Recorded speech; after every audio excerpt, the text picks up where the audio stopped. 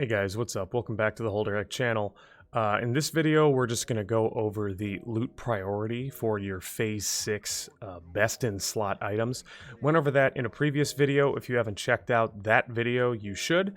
And we're also going to mention the Phase 6 PvP items that I covered in another video. If you haven't seen that video, you should check that one out too, because they're very good complements to this video. So I'm just going to quickly go over the items that drop in Naxx and kind of give them a grade scale from, I don't know. I mean, like, if it's an upgrade, it's an upgrade. Probably the lowest I'll say something is like a C. It's like a C class upgrade, as opposed to like an S plus class upgrade, which will greatly change the way you play the game or is just an incredibly powerful PvP item.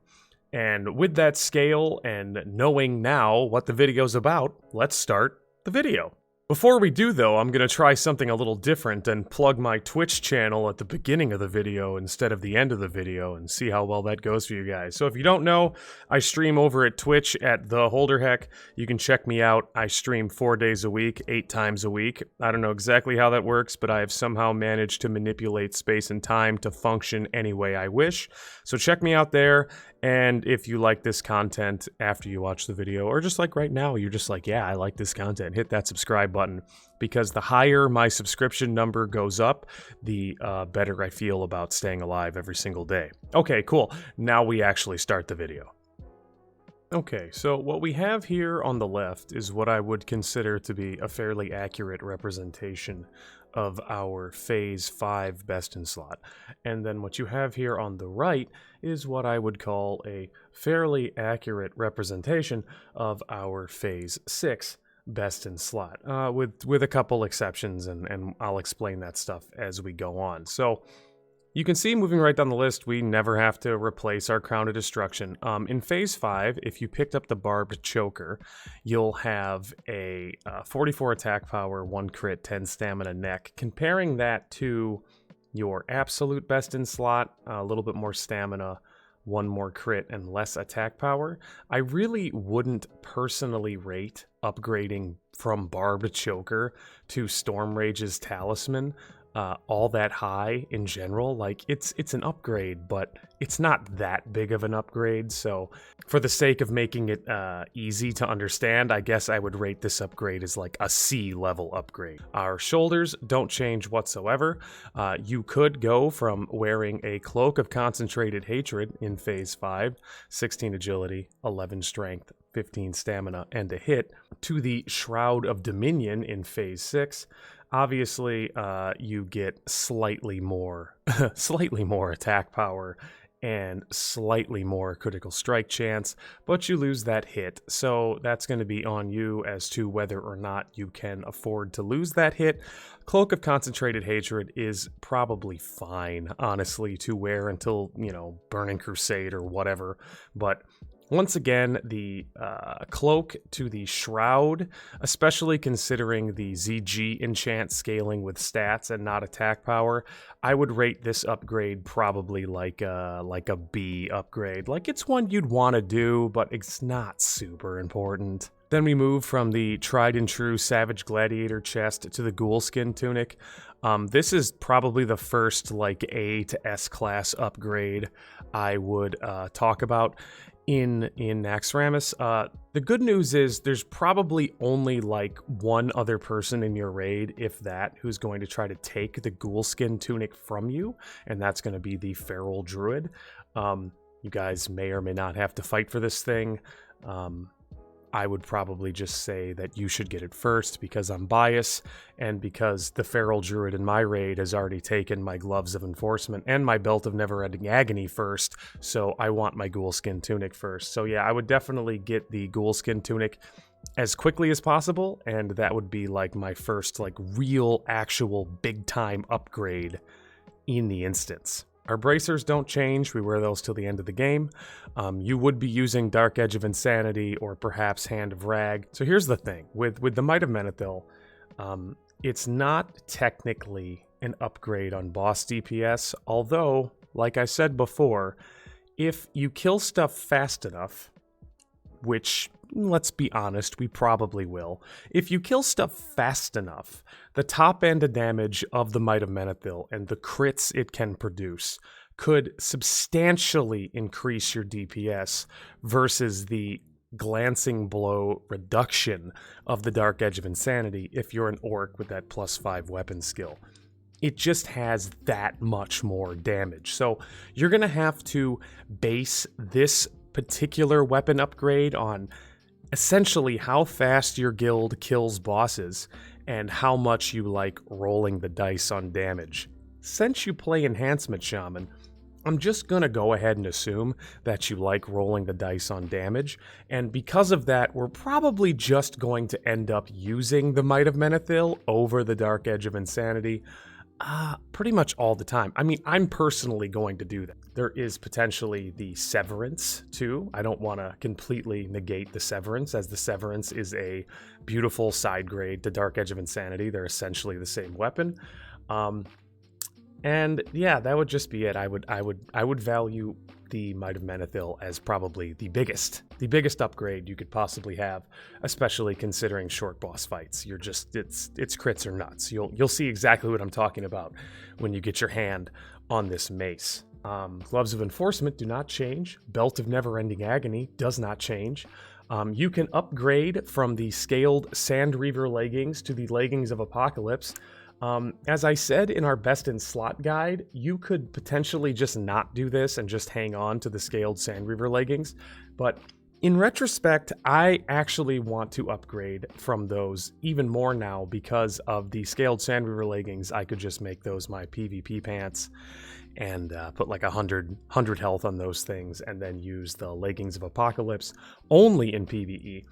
So that just makes gearing a little bit easier, especially for those of us that like to PvP. So I would rate the upgrade from scaled Sand Reaver leggings to Leggings of Apocalypse like an A-class upgrade. It would be one that I would try to do within the first few clears if I see these things drop. They're definitely going to be something that I want to pick up.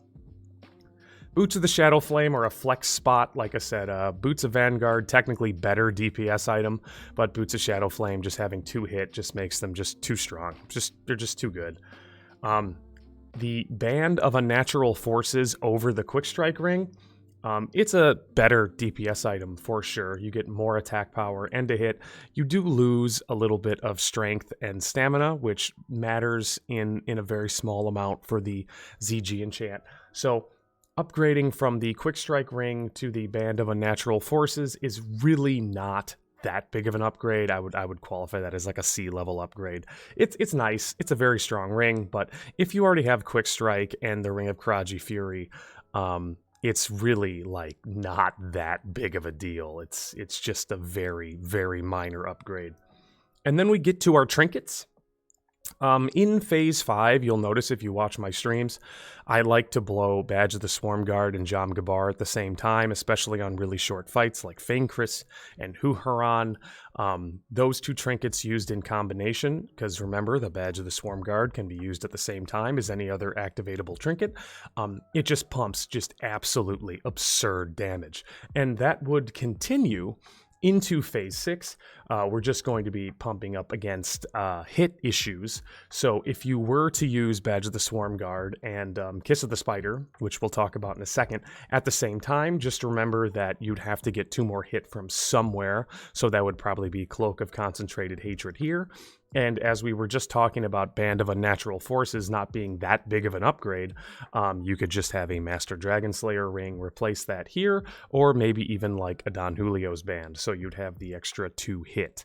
All of that being said, Kiss of the Spider is the strongest DPS trinket, activatable trinket for melee DPS in the game. You're just giving yourself 20% haste. And as we know from our haste enchants throughout the entire game, as we know from our War Chief's Blessing, As we know from trolls who have Berserker, which is probably one of the strongest racials in the game, especially now, haste is incredibly powerful. So Kiss of the Spider, definitely like an A or S class upgrade for your trinkets. Way better than Jom Gabar, way stronger. And especially if you use the haste enchant with Badge of the Swarm Guard, that's just going to be even better for Badge of the Swarm Guard, because that's even faster applications of the Insight of the Karaji to have even more armor reduction, even faster. So those two used at the same time are just stupidly powerful. And on very short fights, you'll not have anything stronger whatsoever. Now I just want to briefly go over the priority list for some PvP items in Naxxramas. I feel like as Classic winds down, you're going to be running into a few distinct types of people that are still going to be playing Classic. The hardcore PvEer who raid logs, the hardcore PvPer who's only ever played this game for PvP, and the gold farmer that thinks they're going to bring 100,000 gold into Burning Crusade and rule the shadow markets from the head table of their Kingpin lair. Now, I don't know if you are one, two, or all three of those, but I can tell you that the PvP items you can snag in Naxx are actually pretty plentiful, and you shouldn't have to fight for them too much, so I'm not really going to tell you how to prioritize them. But if you are solely the PvP player, then obviously prioritize these higher. Going right down the list, we're going to have the Sadist Caller. I talked about that in our Phase 6 BIS list. 24 stamina, 20 attack power, and a crit. That's a lot of stamina for a neck. I don't really know what else to say about it. On the Cloak side of things, you're going to have Cloak of the Scourge, 23 stamina, 30 attack power, and a hit. Once again, that's a lot of stamina for a Cloak. Yeah, you're just going to have way more health than you've ever had before, which is nice because pretty much everybody can one-shot everybody at this point in the game. Might of Menthol, you can definitely label as a PvP item if you really wanted to, although it is for sure a PvE item as well. There's also the Maul of the Redeemed Crusader, which is a very, very strange item that I'd like to pick up just because I think it is the single biggest weapon graphic in the entire game. Easily like 20 to 30% bigger than the Might of Menthol, and I just kind of want it because it's friggin' huge, and why not, right? It looks like you're swinging around a lamppost. Not really a PvP item, not really a PvE item, but definitely something you should get. We have the Pauldrons of Elemental Fury. I talked about these things once again in the Phase 6 PvP guide. There are the Pauldrons of Elemental Fury, and there are the legs, I believe, of Elemental Fury. And then there is the Girdle of Elemental Fury. All three of those things put together would give you a substantial amount of spell power and spell crit, which is very, very nice for our spell enhancement PvP sets. And if you want to dabble in elemental, well, there's 3 items to pick up that you're not going to have to fight mages and warlocks for, which, you know, you've basically been doing the entire game. And lastly, I just wanted to talk once again about the Slayer's Crest. Really, really, really strong PvP trinket, as well as a PvE trinket, as I just said before in the priority guide. If you were to make a singular choice in the game and you knew that you're not going to get Slayer's Crest and Kiss of the Spider, you could probably get away with just taking Slayer's Crest and be happy with your choice, because now you have one of the strongest PvE trinkets in the game and one of the strongest PvP trinkets in the game. But, you know, I'll leave that decision up to you. I realized after I edited this video, processed this video, uploaded it, and was getting ready to release it, that I unfortunately never talked about a couple of PvP items that I actually talked about in the other PvP video. So we're going to talk about really quick the Misplaced Servo Arm, the Stygian Buckler, and Death's Bargin. So with the Misplaced Servo Arm, the thing that makes this thing really great is the fact that you're essentially single-handing a two-hander. It was the same reason why Deathbringer would have been a great PvP weapon for us, but obviously you're probably not going to get a Deathbringer with all the orc warriors running around. So that being said, you should be able to pick up a Misplaced Servo Arm fairly easily, since nobody wants maces on the Horde. Also, make sure to try to get 2 of these things for leveling in Burning Crusade. The Stygian Buckler and Death's Bargain are also 2 great shields that drop in Naxx. The Stygian Buckler from Trash and Death's Bargain from, I believe, the dog, Gluth. Either one of these are great for different reasons. Death's Bargain because it has a ton of stats and it's just really good. It's the only shield in the game with spell crit as far as I know, and that's going to help our spell enhancement boys. And the Stygian Buckler for its incredibly powerful slowing proc. That's going to be it for our Phase 6 priority guide for enhancement shamans. I really don't care about the priority lists for any other classes or really any other specs, so if you came here for those, well, hi. This is an enhancement shaman channel. That's going to be the last gearing guide I do for Classic WoW, to the best of my knowledge. I'm not really sure about anything else coming out for Classic WoW, but we'll see. And we're still going to have a Defy Expectations guide, so definitely check out how to get 99s on the bosses in Naxx. And we're going to have a couple more PvP videos to round out the Classic WoW content. As we get closer to Burning Crusade, we'll have Burning Crusade content, and as we get closer to me deciding to post different video games on this channel, well, we'll get that too, so prepare yourself, and I hope to see all you guys in the future. Have a fantastic rest of your week, and until next time, bye-bye.